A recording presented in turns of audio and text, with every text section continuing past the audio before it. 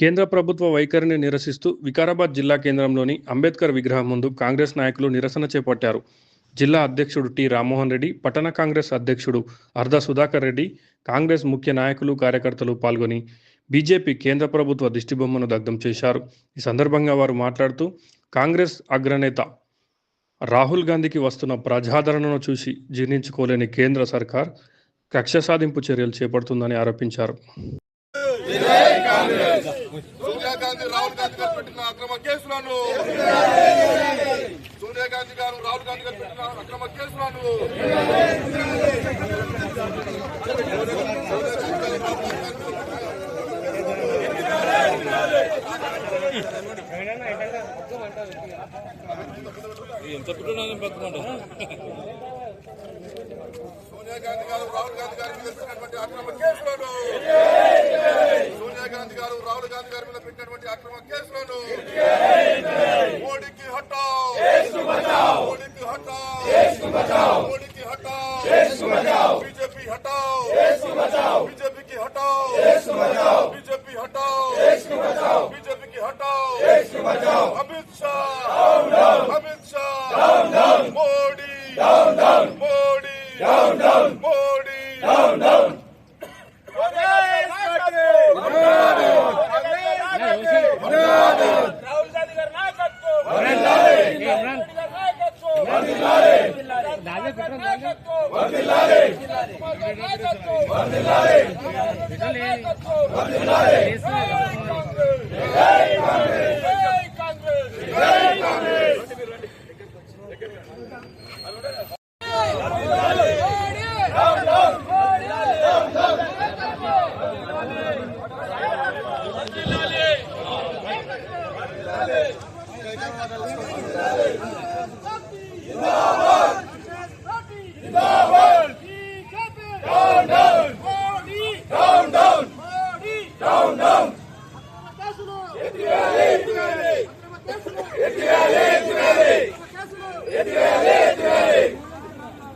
సంబంధించి నిన్న అనగా 15/4/2025 మంగళవారం నాడు ఛార్జ్షీట్ దాఖలు చేయడం జరిగింది.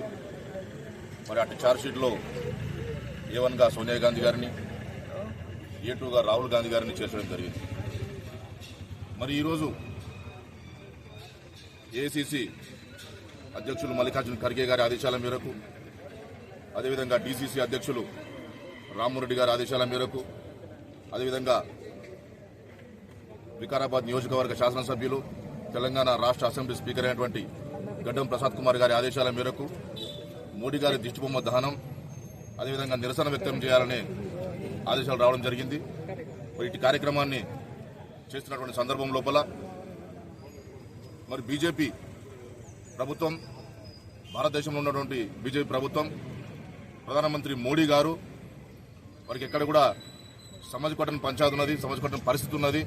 మరి ఎందుకనంటే రాహుల్ గాంధీ గారు కాశ్మీర్ నుంచి కన్యాకుమారి వరకు మరి ఎర్రటి ఎండలో, చల్లటి మంచులో మరి వారు పాదయాత్ర చేయడం, అదేవిధంగా తెలంగాణ రాష్ట్రంలో బీసీ కులగణన చేయడం, అదేవిధంగా ఇదే తెలంగాణ రాష్ట్రంలో యనమల రేవంత్ రెడ్డి గారు ముఖ్యమంత్రి గారి ఆధ్వర్యం లోపల మరి ఎస్సీ వర్గీకరణ చేయడం, మరి ఇలాంటి కార్యక్రమాలన్నీ కూడా ఈరోజు కాంగ్రెస్ పార్టీ తీసుకోవడం మరి వారికి ఎక్కడ కూడా చొప్పుతలేదు.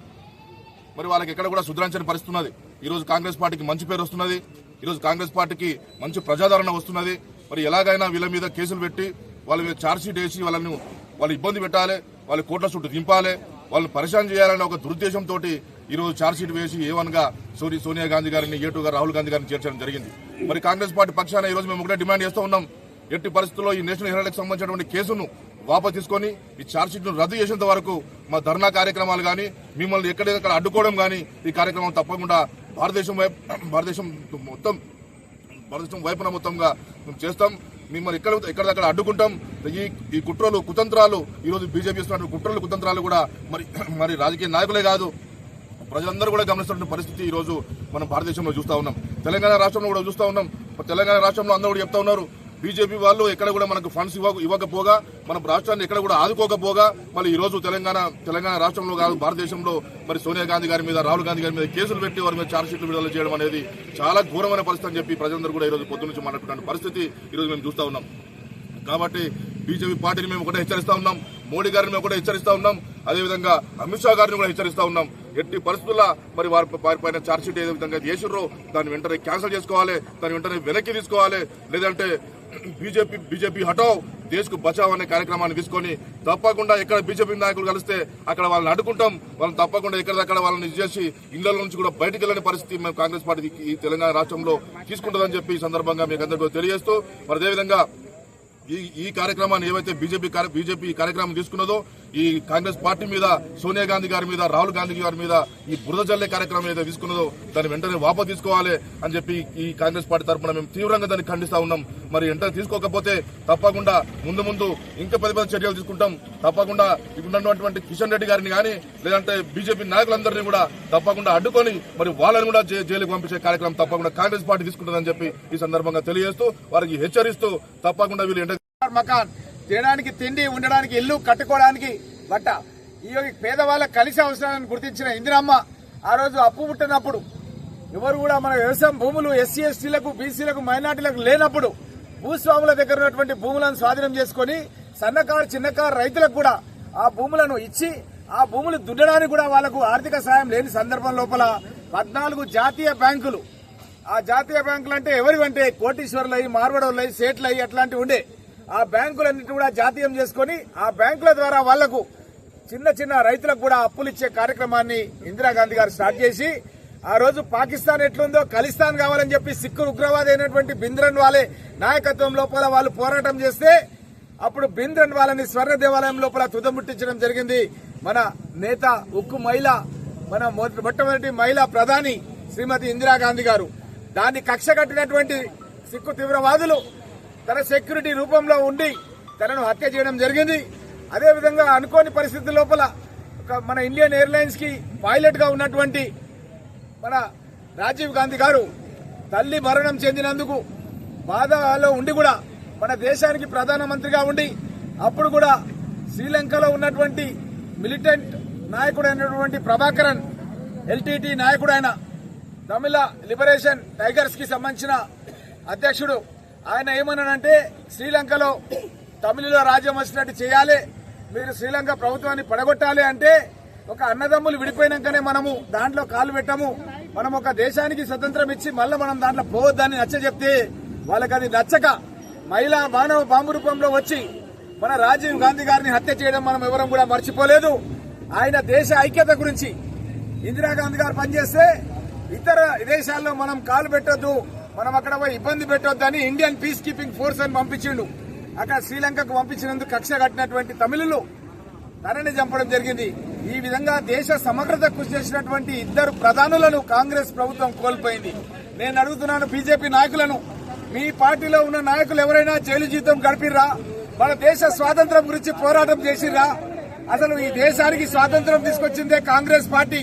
ఈ దేశానికి 2 ప్రధానులు జీవితాలను సైతం దారబోయడం జరిగింది.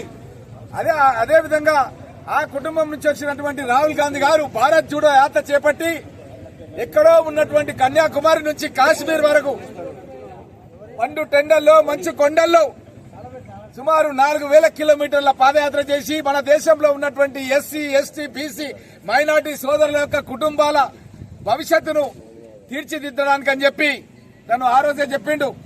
బీసీ సప్లాన్ తయారు చేస్తాం, కాంగ్రెస్ ప్రభుత్వం తెలంగాణలో వస్తే తెలంగాణనే రోల్ మోడల్ మన ఇండియా భారతదేశానికి అని చెప్పిండు. అన్న మాట ప్రకారం 42% బీసీలకు రిజర్వేషన్లు ఇచ్చి దాన్ని కేంద్రం దగ్గరికి మోడీ దగ్గర పంపించినాం. మోడీ ఈ రోజు అది అమలు చేయలేని పరిస్థితిలో ఉన్నాడు. రేవంత్ రెడ్డి గారు చేస్తున్న పనులు చూసి తట్టుకోలేని పరిస్థితిలో ఉన్నాడు. సుప్రీంకోర్టు లోపల ఎస్సీ కేటగరైజేషన్ పైన జడ్జిమెంట్ రావడానికి రేవంత్ రెడ్డి గారు సుశిక్షితులైనటువంటి న్యాయవాదులను పెట్టి అక్కడ ఆర్డర్ తెప్పించిండు. ఆర్డర్ తెప్పించిన క్షణాల్లోపనే మేము శాసనసభలో ఉన్నాం.